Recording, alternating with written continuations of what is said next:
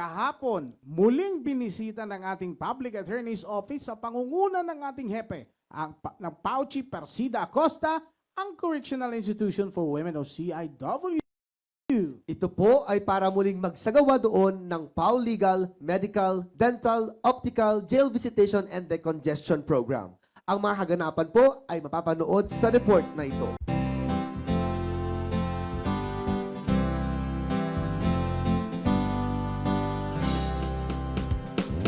Buhay mo ay alay sa bayan.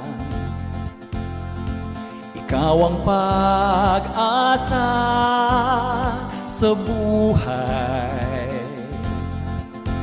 Pangako namin, buwan-buwan nandito kami sa inyo, tutuparin po natin.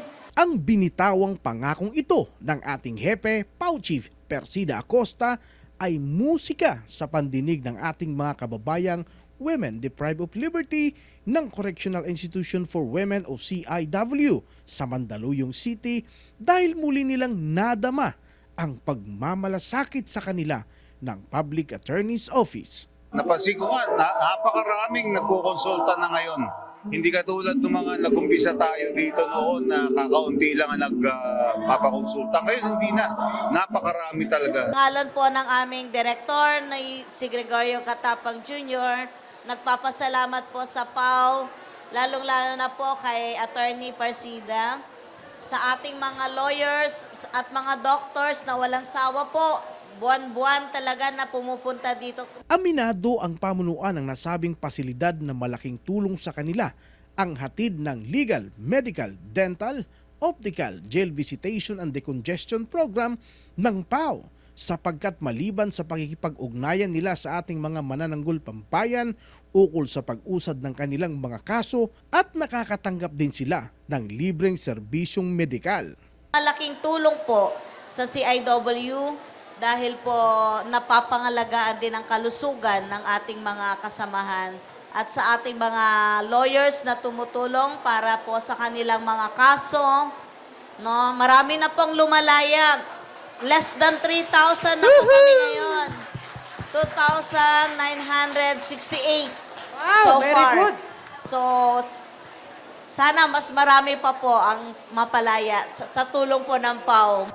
Nakikita natin na talagang inaalagaan na nila yung mga sarili nila. Yun ang objective na sinasabi ng ating Chief Public Attorney.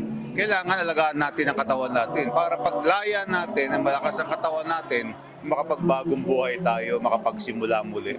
Kaya maaasahan ng ating mga kababayang PDLs na anuman ang kalagayan ng panahon ay maglalaan ng oras ang Public Attorney's Office para sa inyo. Hindi namin kayo kalilimutan. Yun. Lagi kayong may schedule sa PAW. Basta ni-schedule ito ng Public Attorney's Office, talagang bumabaman pupunta kami dito. Maraming salamat sa inyo. Huwag po kayo mawawalan ng pag-asa. Habang may buhay, may pag-asa.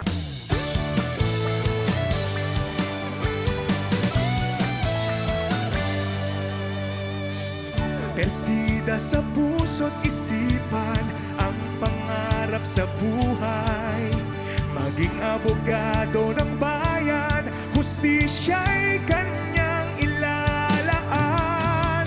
Sa kamay ni Persida, kabutihan ang ilalaan. Kanyang kayamanan, prinsipyo, dignidad. Persida Acosta, abogado ng masa.